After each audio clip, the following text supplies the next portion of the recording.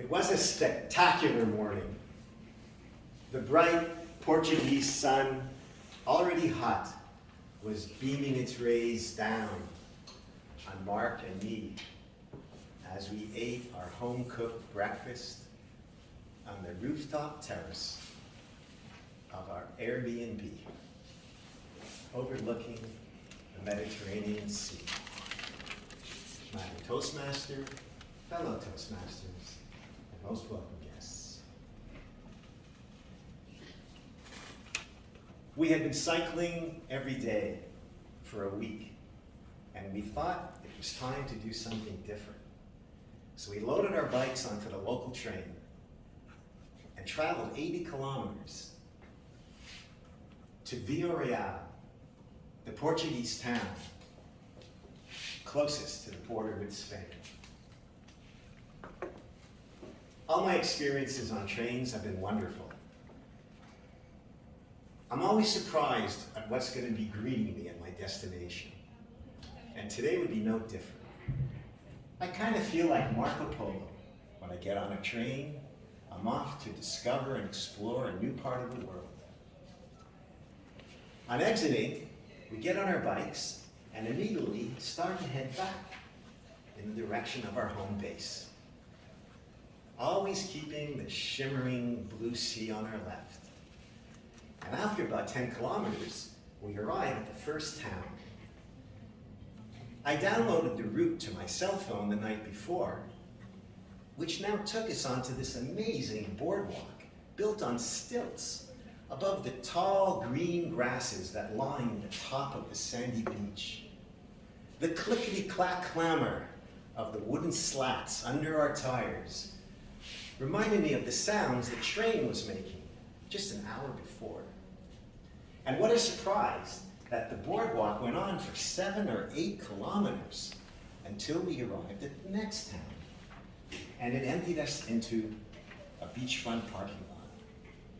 And at the end of the parking lot, there was an ochre-colored expanse of dirt and rocks, and sand, pockmarked with bushes and cactus and shallow tidal ponds. I checked my cell phone, and we were on the right track. So we continued on. It seemed like a good idea at the time. We pedaled through the lunar-like landscape between the ponds and soon found ourselves heading uphill on what became a cliffside trail, probably more for hikers than cyclists, and I too soon became a hiker because it became too narrow to ride, and one slip to the left meant tumbling down 100 feet to a hard landing below. And it was at this point I said, I think we should head back to certainty, the town we left behind.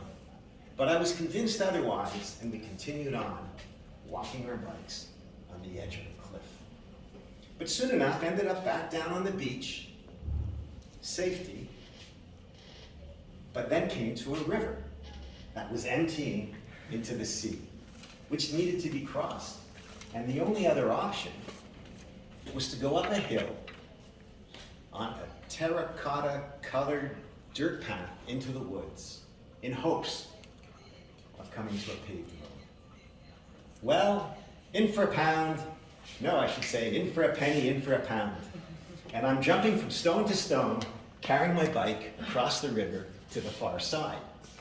And once arriving there, realize that the tightly spaced thorny bushes and prickly cactuses didn't really give me a chance to know where to go. And after fighting for 15 minutes and making very little forward progress, I decided it's time to retrace my steps. But I couldn't find my way. Every turn looked the same, and it took me another half hour to get back to the little river. Guess what? The tide had been coming in, and the river was now flowing upstream, backwards. The water deeper, the river wider, and the stepping stones submerged, invisible. We think I'm frustrated or stressed at this point? Think again. Off come my shoes, and I'm wading across the river, carrying my bike, and making my way up the hill that was previously ignored. And when I get to the top, I jump on the bike. I can't make any progress. It's not moving. Maybe I am stressed out and fatigued after all. Wrong again.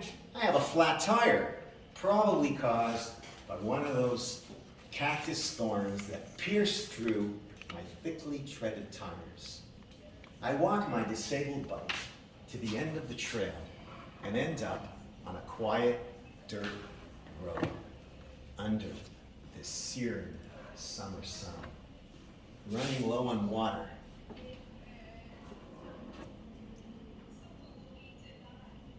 Not sure what to do. The nearest town or bike shop's over an hour away.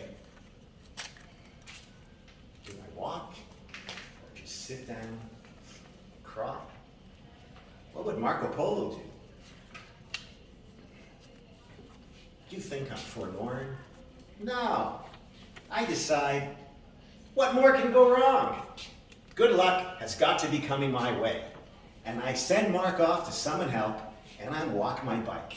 And would you believe it? Not a minute later, a taxi passes. And he must have seen me waving frantically in his rearview mirror. He pulls over and allows me to stuff my bike in the hatch of his car, and we spend 20 minutes driving around until we find a repair shop. He refused all my efforts to pay him for his help. He bid me farewell, and he took off. I was reminded of two very important facts of life that day. Number one, always help someone in need, for you never know when it might be you who needs a helping hand tomorrow. And number two, in the face of adversity, resilience, resolve, and realization is what you need. And the universe will respond.